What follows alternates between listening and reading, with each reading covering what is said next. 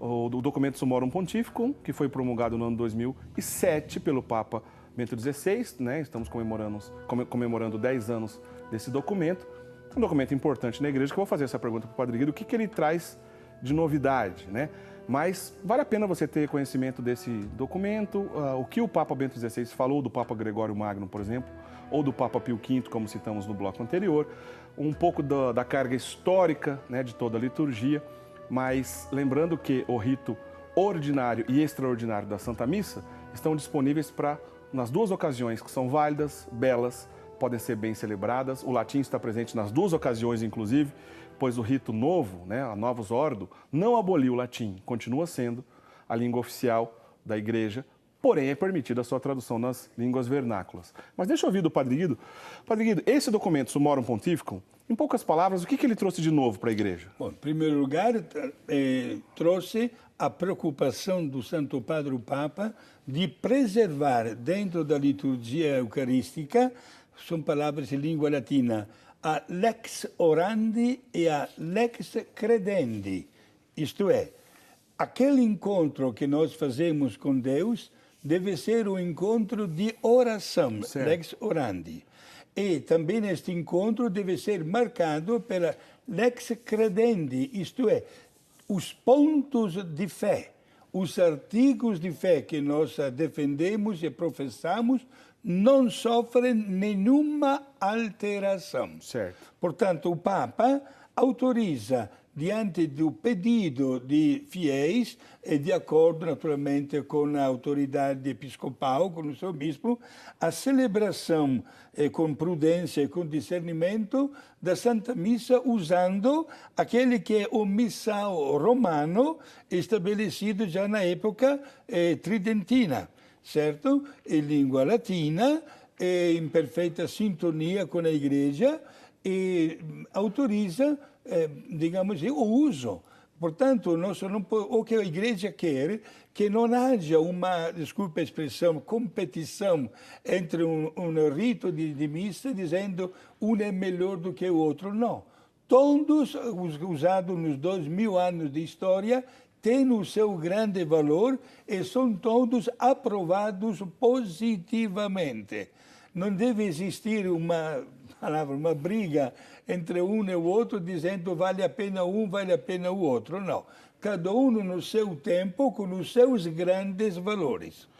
Portanto, fica bem claro a licença que o Santo Padre, o Papa, dá, de acordo com os bispos locais também, de celebrar a Santa Missa, na missa tridentina, ou também usando o missal reformado, digamos assim, pelo Papa João XXIII, ao término do Concílio Vaticano II, e também reformado também pelo Papa, o Beato Paulo VI, no ano 1970. Quer dizer que se houver uma comunidade de fiéis pedindo isso ao pároco ou pedindo isso ao bispo, o documento incentiva que esses fiéis sejam atendidos, sem uma autorização específica ou um documento específico. Basta que haja o preparo adequado e uma paróquia, ou um lugar, um horário específico pode atender esses fiéis? Sim, exato. É isso que o Santo Padre permite, elogia, digamos assim, até a vontade, até de conhecer a riqueza destes ritos, que, digamos assim, agora, claro, são um pouquinho colocados de lado, né? Mas cada um tem uma riqueza de conteúdo que deve ser apreciado e também aprimorado. Bom, desde que então esse documento foi promulgado, no ano de 2007, a gente vê muitas paróquias, muitos lugares, justamente, né, promovendo, né, lembrando e celebrando a missa no rito antigo. Muitas pessoas participando, muitos jovens participando desse tipo de missa, esse resgate, né, nessa antiga tradição. E nós fomos gravar uma missa, então, celebrada no rito antigo, no rito tridentino. A nossa equipe de reportagem esteve presente numa dessa celebração e a gente acompanha essa matéria agora. Assista.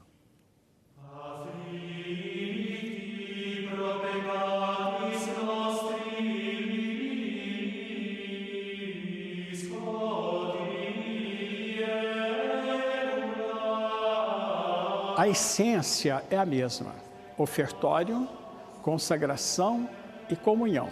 Sim, é a mesma, mas Mas o rito extraordinário ou missa tridentina, como é conhecida, tem algumas particularidades. As orações, o cânon rezado em voz baixa. Nós vamos apresentar as principais a você. Antes de acompanhar a missa, vamos mostrar detalhes importantes que são mantidos até hoje para preservar a tradição. A gente vai acompanhar o Padre Jonas, que já está se preparando para se paramentar. O interessante para a gente mostrar para você que está acompanhando a reportagem é que os paramentos também são diferentes do rito ordinário. E é isso que a gente vai mostrar para você. A primeira peça é que geralmente não se usa mais, alguns padres até conservam, é chamado hábito.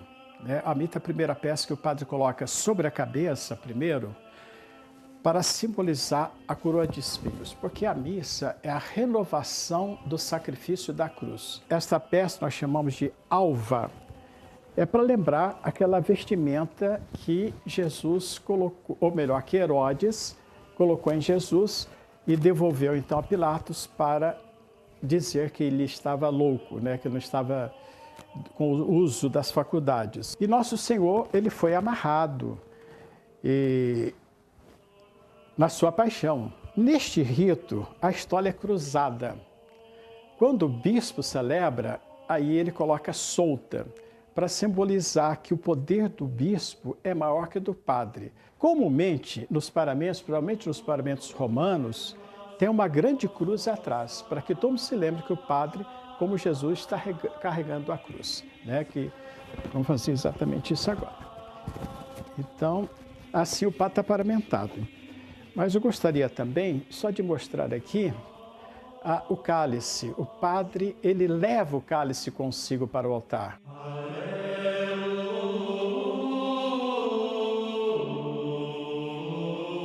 E uma outra curiosidade, pessoal, é que as mulheres utilizam um véu durante a celebração. As casadas utilizam o véu preto e as solteiras o branco. Eu já estou com o meu aqui, porque daqui a pouquinho já começa a missa e eu tenho que me preparar. O que distingue o rito nas duas formas, talvez a parte mais aparente, vamos dizer, seria o uso do latim, que é empregado e é obrigatório na celebração do usus antiquior da missa. Glória Patri, et Filio et Spiritus Sancto, sicut erat in principio et nunc et semper et in saecula saeculorum. Amém. Geralmente, a missa nova ela é celebrada no altar chamado Versus Populum, de frente para o povo. E a missa antiga é celebrada Versus Deum. Não que o padre fique de costas para o povo, ele está na direção do povo, voltado para o crucifixo, voltado para o altar. As leituras e o evangelho são feitos na linguagem do país. A parte essencial da Santa Missa, o cânon, é único na missa antiga. No caso, o cânon romano, a oração eucarística de número 1. Já a missa nova tem várias orações eucarísticas, ou seja, vários cânones para diversificar. São Paulo, apóstolo aos Romanos. Irmãos, sabeis que já é hora de despertarmos do sono. Para seguir os costumes, os acólitos também levantam a casula do padre na hora da consagração. Porque certamente as roupas eram pesadas, os paramentos pesados. Na hora que o padre levantar a hóstia, podia então causar algum incômodo aquelas vestimentas. Então ele levantava para favorecer o momento que o padre levanta a hóstia e levanta o vinho. Permaneceu isso apenas como uma conservação de uma tradição. E uma outra curiosidade é que aqui, no meio do altar, sob a toalha, fica a pedra d'ara, que contém as relíquias de mártires. Aqui, no caso, estão as relíquias de São Timóteo e Santa Vitorina. É costume também, depois de Leão XIII, de nós rezarmos as orações ao pé do altar, após Santa Missa, chamadas orações leoninas, que consiste em 3 Ave-Marias, uma Salve Rainha, uma oração pela Igreja e uma oração a São Miguel Arcanjo. Fructum ventris tui, nobis. Me move a participar da missa tridentina é o fato de que ela é um culto mais solene, né? Mais reservado a Deus mesmo. E que o foco da missa mesmo é o sacrifício de Cristo, né? O que aparece na missa mesmo é o altar, né? Que isso que é o importante. Eu também vou na Missa Nova, eu sou acólito, inclusive, da Missa Nova. Estou aprendendo ainda da Missa Tridentina. Mas na questão de desenvolvimento espiritual e de fé, eu creio que a Missa Tridentina é melhor para mim nessa questão. A gente aderir à forma tradicional não está contra a igreja. Porque, como diz o Papa, é a mesma forma de oração, lex orandi. São duas maneiras, mas a mesma fé, a gente reza baseado na mesma fé. Santos, santos, santos, Dominus Deus Sabaoth, plenitud celit terra gloria tua, Hosanna in excelsis, benedictus qui venit in nomine Domini, Hosanna in excelsis. Legal, muito obrigado ao Padre Jonas, obrigado à nossa equipe de reportagem, uma belíssima matéria. Apenas alguns rápidos comentários para ficar bem claro aqui o que nós acabamos de aprender. Em relação ao comentário do véu, o uso do véu, primeiro, não é obrigatório e é possível usar o véu também numa missa do rito ordinário, numa missa do rito Novus Ordo, né? Um rito mais comum nas paróquias. Não tem problema disso, até porque não é obrigatório. Segundo, em relação ao paramento que nós vimos, essa casula belíssima que nós vimos na imagem, a casula romana, esse estilo de casula, apesar da gente ter essa sensação que é muito antigo, ele é mais novo do que a casula gótica, que é a casula comum que a gente vê na maioria das celebrações. Celebrada, inclusive, no rito ordinário, rito novo, né? Esse paramento, ele é mais novo que aquele outro paramento que a gente vê mais comum, que é a chamada de casula gótica. A casula gótica ela é mais antiga. Então também a gente tem essa sensação que essa é mais antiga, pois é e não é, né? É apenas que nas últimas décadas usou menos e a gente tem a impressão que é muito antigo, mas ela é mais nova do que a casula gótica, tá? Só esses pequenos comentários. Agora, a administração apostólica São João Maria Vianney, que é uma diocese pessoal, né, que fica no estado do Rio de Janeiro, na cidade de Campos, tem o bispo Dom Fernando Rifan, né? Eu encontrei com ele no Rio de Janeiro, né, sem querer, eu não sabia que ia encontrar, e acabei gravando de celular mesmo uma pequena contribuição para que pudesse entrar conosco aqui agora no programa Eclésia de tudo isso que a gente está dizendo. Pois o Dom Fernando disse que se encontrou com o Papa Francisco lá em Roma num evento para comemorar 10 anos do Summorum Pontificum, né? E o Papa Francisco teve um pequeno diálogo justamente com o Dom Rifan e ele conta para a gente agora. Vamos ver. Eu estive com o Papa Francisco por ocasião da comemoração do Summorum Pontificum e falei com ele que estava ali por causa da missa tradicional. Ele falou assim, que bom, mas ele falou, eu só temo a instrumentalização da missa na forma antiga contra a igreja. Eu falei, eu também temo e eu estou aqui para isso, para dar a correta orientação, conservarmos a missa na forma antiga em plena comunhão com a igreja como uma das riquezas da igreja. Aí o Papa Francisco me disse, assim conservada é uma grande riqueza para a igreja. É claro, essa riqueza litúrgica que nós conservamos em união com a igreja. Olha só que bonito, justamente essa diocese pessoal, que Dom Rifan é bispo, celebra apenas no rito antigo, né? E ele teve esse pequeno diálogo com o Papa que eu achei interessantíssimo que o Papa Francisco disse. A preocupação, Padre Guido, do Papa é justamente que essa missa antiga seja instrumentalizada. Sim. Ou que causa competição, em outras palavras. Perfeito, isso deve ser evitado, porque a missa, seja moderna como também a antiga, tem os seus grandes valores e colocar, digamos assim, uma divergência dentro da estrutura da liturgia, não. É isso que deve ser evitado, né? E, portanto, como já disse antes, não existe a expressão uma é melhor do que a outra. Pode acontecer, Diácono Eli, que uma pessoa se sinta mais à vontade dentro de um clima de uma missa tridentina. Não tem nada de mal isso. Isso não significa ir contra a estrutura moderna da Igreja. É por isso que o Papa Bento XVI, pedindo prudência e, sobretudo, discernimento, abre a possibilidade da celebração da Santa Missa em pleno acordo com a autoridade do bispo, sem, digamos assim, fazer um processo burocrático de pedir licença do Vaticano. E todos os bispos têm esta possibilidade. E, inclusive, chega a dizer que se, olha só, a famosa frase Vox Populi, Vox Dei, a voz do povo é a voz de Deus, que se o bispo não quer atender, olha, os fiéis podem apelar para mais um conselho, né, da Igreja, Ecclesia Dei. Aquela comissão Ecclesia Dei, né? Exato. Que foi uma comissão que o Papa João Paulo II criou para tratar desse assunto. E no documento Sumorum Pontifico, o Papa Bento XVI cita, né? Ele incentiva o bispo a atender, mas ele já deixa a possibilidade de alguém que pode recorrer a essa comissão para que, de repente, seja resolvido o problema, Padre Guido, é isso? Perfeito. E, naturalmente, ele quer dar plena satisfação, esse documento, ao anseio dos fiéis que querem também ter esta possibilidade de interiorizar-se com a celebração da missa tridentina. Aliás, mais ainda, Papa Bento XVI autoriza até os bispos, para o bem da Igreja, a formar, instituir paróquias, onde se celebre, digamos assim, numa ordem ordinária, a celebração da missa tridentina.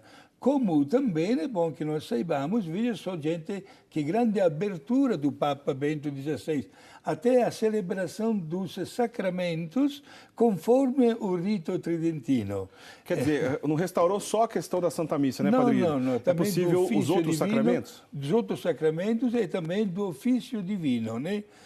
Como é importante, por exemplo, ver no rito tridentino, digamos assim, as várias etapas de um jovem que se torna sacerdote, com aquela tonsura inicial, como a ordem que hoje não existe mais, né? Tonsura, lembrando que é uma consagração a Deus, onde o bispo faz um pequeno corte de cabelo, né? No candidato, em forma de cruz. Em forma de cruz, faz 4 cortes na cabeça, em forma de cruz, né? Já destacando, digamos assim, aquele que é o caminho do jovem candidato ao sacerdócio, né? Até na administração dos sacramentos, minha gente, as pessoas mais idosas, por exemplo, devem lembrar-se que quando o bispo crismava, além de colocar na fronte o santo óleo do crisma, dizendo, olha, recebe por este sinal os dons do Espírito Santo, o bispo até com os 3 dedos da mão direita dava um pequeno tapa na cara, né? Que gerava uma pequena dor. Era o símbolo que o sacramento do crisma nos tornava, e até hoje nos torna, soldados de Cristo, e como soldados devemos estar prontos a doar também a nossa vida para o bem da nossa pátria. Quer dizer, todos esses outros costumes, né? O restauro das ordens menores, do subdiaconato, por exemplo, que é uma ordem menor, o último grau das ordens menores antigas, Sim. que atualmente não é mais concedido aos candidatos, só recebe o leitorato e o acolitato, foi restaurada para quem segue essas regras. Mesma coisa o costume do batismo, do crisma, como o Padre Guido estava dizendo, todas essas outras coisas. Porém, a gente tem que levar em consideração, é muito importante o que o Dom Rifan falou ali na sua pequena entrevista, né? O Papa Francisco tem essa preocupação porque é uma preocupação digna, né? Porque muita coisa já aconteceu na igreja, inclusive alguns grupos que separaram da comunhão da igreja, né? Para defender, inclusive, o uso do rito antigo. Não é só isso, a questão é complexa, né? Mas é claro que é uma preocupação. E a resposta do bispo também foi válida, porque ele falou para o Papa, olha, eu também tenho essa preocupação. É por isso que eu, como bispo, estou lá para que mantenha a unidade da igreja e as coisas continuem como devem ser. A resposta do Papa Francisco foi bonita. Bom, sendo assim, é uma grande riqueza para a igreja manter essas tradições. Que bonito isso, né? Porque realmente é uma grande riqueza. Então, de tudo que a gente está dizendo aqui, olha, é direito dos fiéis? É direito dos fiéis. O documento do Papa Bento XVI pede, né, o apoio dos párocos, dos bispos, para que seja atendido o direito dos fiéis? Sim. Porém, não é ferro e fogo. Infelizmente, a gente não vai encontrar em qualquer esquina um sacerdote, por exemplo, que domine o latim para celebrar esse tipo de rito, né? Então, é justo, é válido, pode ser preparado, pode ser, inclusive, de uma maneira tranquila, uma catequese feita para o preparo desse tipo de celebração, porém, todo o respeito à nossa missa antiga, e nenhuma palavra contra a missa nova, né? Esse eu acho que é um bom princípio. Todo o respeito à missa antiga, que é válido, que é lícito, que é santo, mas também todo o respeito à missa nova, que também é válido, pois assim instituiu, né, a Santa Igreja.